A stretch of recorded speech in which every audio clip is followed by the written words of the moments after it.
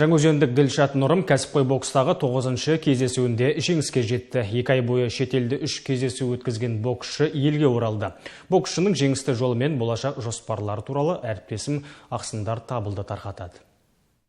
Соңғы 1,5 айда Дилшат Нұрым рингте 3 кездесу өткізіп, барлығында жеңіске жетті. Алғашқы кездесуі желтоқсанда Әзербайжан астанасы Бакуде өтті. Дилшат 6 раундтық кездесуде жергілікті боксшыны 2-ші раундта техникалық нокаутпен жеңді.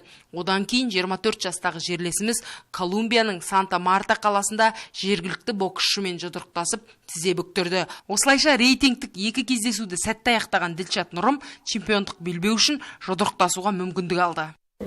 Барлық кезде уайым болады, рейтинг ішінде бөлек. Енді көбінше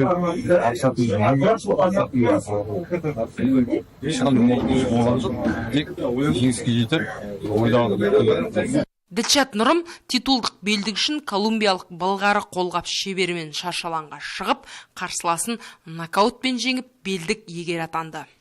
Қазір қасында промоутер бар. Промоутер енді алла берсе, тағы да майдың ішінде WSB дейтін пояс бар дейді. Сол поясқа бокс істеміз деп соған план жасап жатыр.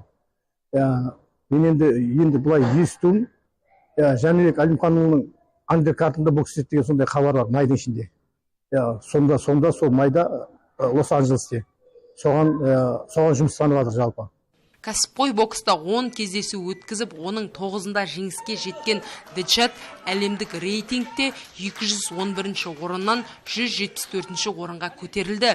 3 кездесу өткізген боксшы енді біраз уақыт демалыс алмақ. Одан кейін мұхит асып, Америка шаршалаңында өнер көрсетуді жоспарлап отыр. Ақсындар Табылды, Нұрсұлтан Нұржанов, Дидар.